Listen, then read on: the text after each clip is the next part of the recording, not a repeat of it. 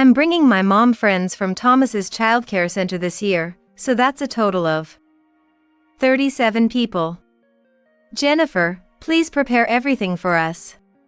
At my house, it's a tradition to watch fireworks while having a barbecue in the yard on the day of the fireworks festival. When we had just started living together, my son Mark and his wife helped out, but this year, without Mark, we can't expect any help. Thinking about having to prepare it all by myself this year gets me down. After getting tired of complaining, I decide to just go with it and do my best for Thomas. As the fireworks come to an end, the mom friend's interest shifts from the beautiful fireworks to the dishes brought by Sarah. They pick up the dishes placed before them and eat while chatting. Sarah, you really are good at cooking. This is so delicious. Can you share the recipe with me? What? The recipe? Sarah is visibly flustered by Karen's question and looks away, but Karen's question inspires the other mom friends to press further. Wait, did you really make this amazing dish, Sarah? It tastes very similar to someone I know. At those words, Sarah starts to sweat and tries to ignore the comment, but Karen continues. I've actually been trying to expand my cooking repertoire by attending cooking classes recently. It's funny, Sarah, your cooking tastes just like my teacher's. Why is that? Faced with Karen's pointed question, Sarah finally closes her mouth and remains silent.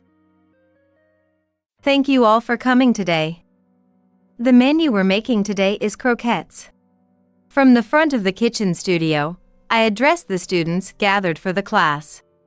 I started attending cooking classes as a hobby and was recognized for my skills by the teacher, initially assisting as a helper. Eventually, wanting to stand on my own, I became independent a year after starting as an assistant. Now, I rent a kitchen studio in a residential area and teach cooking to people of all ages and genders.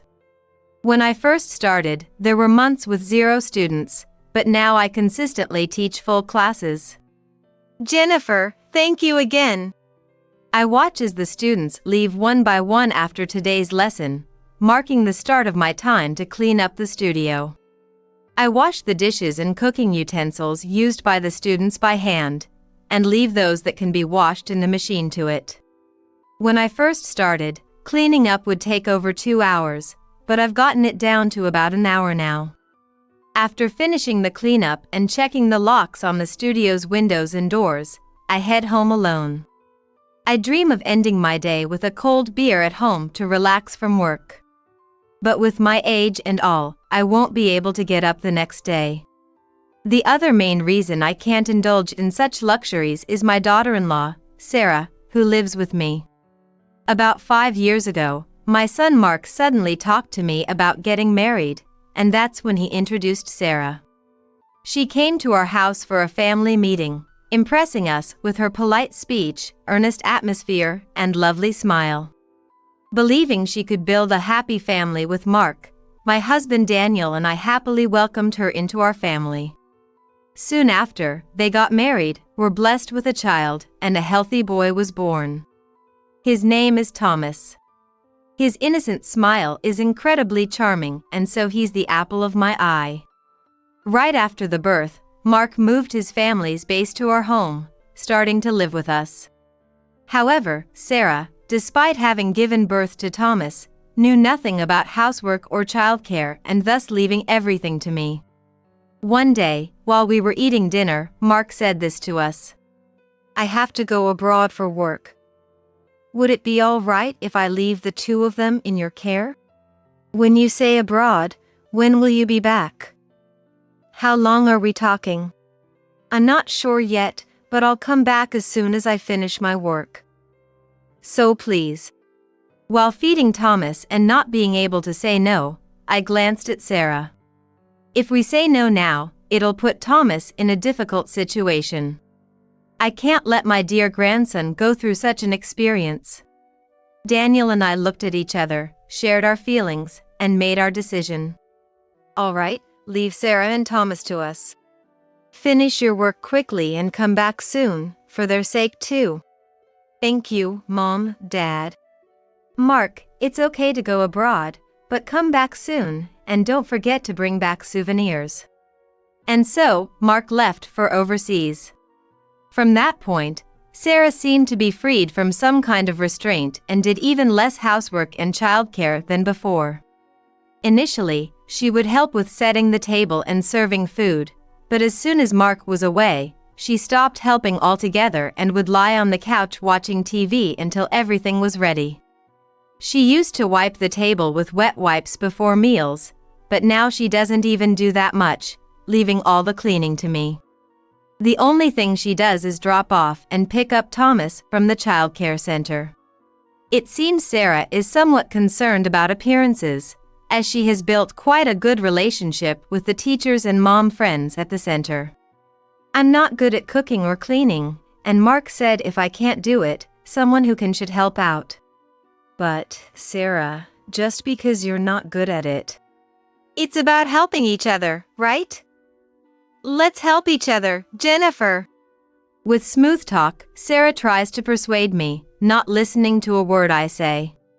No matter what I say, if Sarah herself has no intention of doing housework or childcare, it's pointless to say any more.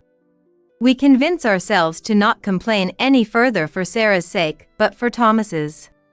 Before we knew it, the season turned to summer, and the annual fireworks festival was to be held in the city. At my house, watching fireworks while having a barbecue in the yard on the festival day has become a tradition. When we had just started living together, Mark and his wife helped out, but this year, without Mark, we can't expect any help. The thought of preparing by myself this year is disheartening.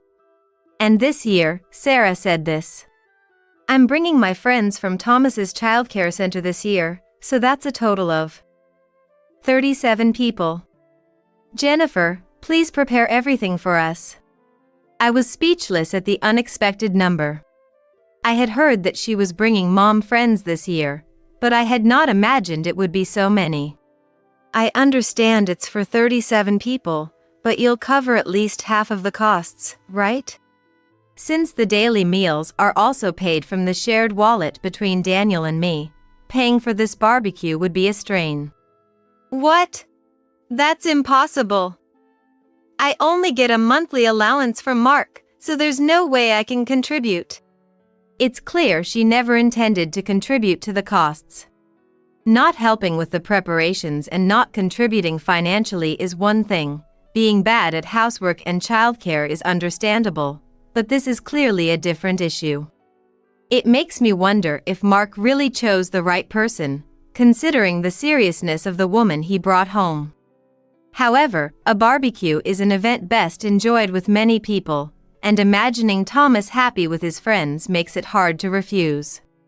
If it means seeing that cute smile, preparing meals for 37 people is not too much trouble for someone who teaches cooking. I decided to accept the task for Thomas's sake, thinking as long as Thomas is happy, that's all that matters. You'll help out a little on the day, right? What? No, that's impossible. I have to entertain my mom friends, so let's compliment each other with what we're good at, right? Entertain.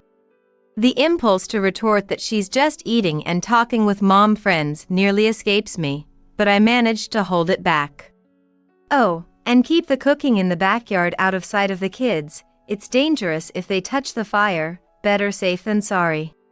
While it sounds like concern for the children's safety, it's probably more about my presence being an inconvenience to Sarah's meal with the mom friends. So, that's how it is. Though I suspected as much, being told outright makes it sad to think I won't be able to enjoy the fireworks festival with Thomas. But, given the circumstances, there's nothing more to say. Tired of complaining, I decided to just suck it up and do my best for Thomas. I quickly started the barbecue prep in the kitchen, with Sarah's back facing me, eating ice cream while watching TV in the living room. Well, let's get to work. Thanks to running cooking classes, I'm used to preparing meals for a large number of people. having a decent stock in the fridge, I was able to start preparing without wasting time on shopping. As the evening approached, setting up the barbecue grill, a pool for the kids to play in cool comfort, and arranging tables and chairs for dining in the yard was somewhat challenging to do alone. Meanwhile, Sarah was lazily eating snacks with the TV on, not even watching, and playing on her mobile phone in the air-conditioned room. This laziness made me wonder if this is what modern parenting looks like, though I know not everyone is like this. But honestly, I thought some help with setting up plates or chairs for Thomas would have been nice.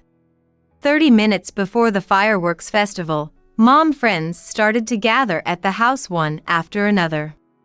I was in the backyard alone, grilling meat and vegetables on the grill for all 37 people to enjoy.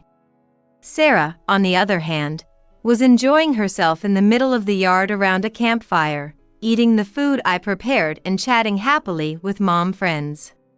Luckily, Daniel helped with lighting the grill and campfire, and after getting all the fires started, he quickly turned to look after the gathered kids. While Daniel was being tossed around by the kids, I prepared some special dishes to entertain the mom friends and children who had come. "Jennifer, is the food ready? I'll take it over." "Oh, really? Well then, please, go ahead." I left Sarah to serve the prepared dishes and focused on preparing other meals. Still, as a chef who teaches cooking, I peeked out from the shadows of the yard to see the reactions to my cooking. "Here you go, the next dish is ready." "Wow, looks delicious." "Did you make this, Sarah?" Amidst the praise and questions from mom friends, Sarah confidently responded, "I made all of it." "Impressive, right?" Sarah, who usually doesn't do housework, seemed to revel in the praise for the dishes she presented as her own creation. Mom friends ate without a doubt that Sarah had made the food, and seeing their reaction, Sarah seemed to believe she had actually prepared the dishes herself. Watching this, I felt happy that my cooking was appreciated but could only sigh in dismay at Sarah's pretense. As the fireworks began, the summer night sky was filled with colorful explosions, accompanied by loud noises. Sarah and mom friends watched the fireworks, and Thomas, who had been playing with his childcare center friends, also stopped to watch in awe. Daniel and I, having finished taking care of the kids, watched the fireworks together, feeling warm at the sight of Thomas enjoying himself. It was tough preparing and lighting the fire, but it's all worth it seeing Thomas have a good time. Yes, it's all worth it, as long as it becomes a great memory for Thomas.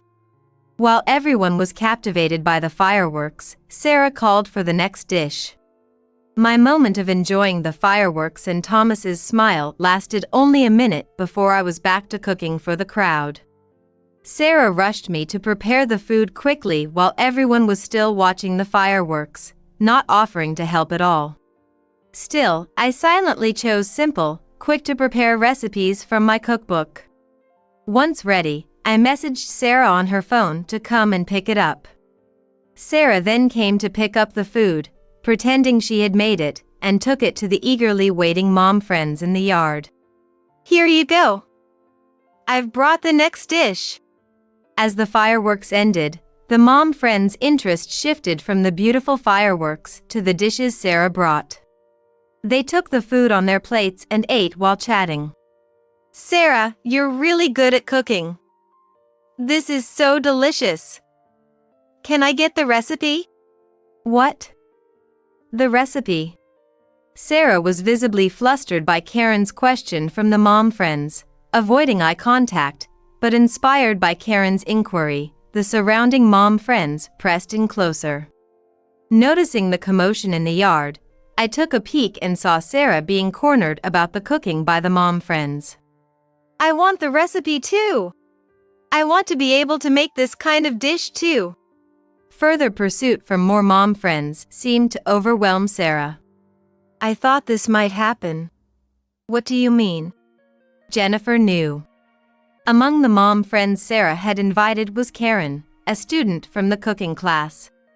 and she had hoped that Karen, who knew the taste of my cooking well, would recognize that these dishes were not made by Sarah but by me.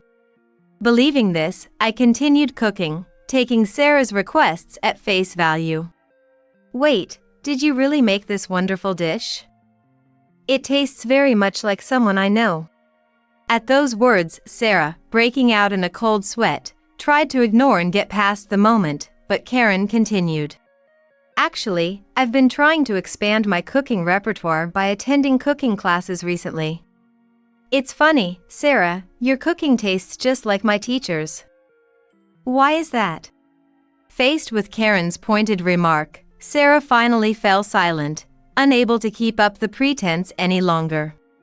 Watching from the shadows, I was half pitying, half amused, but to Daniel, who saw my face, it must have seemed quite sinister. "Jennifer, you look like a villain from some suspense drama." Never did I expect to hear such a thing from my husband, especially not while spying from under the trees. But the sight of her presenting dishes she hadn't cooked as her own was too absurd, and my malicious grin was probably showing. After all, I had been paying for and preparing meals for 37 people out of my own pocket. A little schadenfreude seemed fair. "Wait, don't tell me you don't know the recipe? You said you made it yourself, so you should know the recipe, right?" "Mom can't cook, you know? Or clean. Granny does everything for us. Look, she's making dinner over there right now." With that, Thomas, who had been watching from the shadows, pulled my arm, dragging me out in front of everyone, somewhat forcibly. I hadn't expected to be pulled into the center of attention amidst Sarah being cornered by the mom friends. I learned then that people can only muster a wry smile when suddenly thrown into an impossible situation. "See, Granny's wearing an apron, right? She always cooks in that apron. Granny's food is really delicious," Thomas boasted with a beaming smile, with no malice intended. However, what was there was a child's pure desire to speak the truth about me and Sarah, but Karen seized the moment to deliver the final blow. "So, Sarah doesn't cook herself. Thomas's words are the best proof that she doesn't do the housework. Everything you've said so far was a lie, then. Then, all that talk was all lies?" Poor Thomas. With Thomas and Karen's words, it became clear that all of Sarah's previous claims were lies. Feeling the odd atmosphere among the mom friends, even the children came closer, not fully understanding the conversation. "Is Thomas's mom a liar?" they innocently asked. "Mom's not a liar, you know."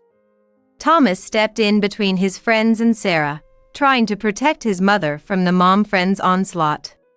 Fortunately, Thomas's friends, not fully grasping the situation, believed him and went back to playing. Seeing Thomas defend his mother stopped the mom friends from pressing Sarah further. Afterward, Sarah, as if completely shutting down, went back inside the house and didn't come out again, leaving me no choice but to enjoy the remaining time with Thomas. "Thanks to you, we were saved in many ways." "Thank you, Karen." "No, I never expected you to be here either."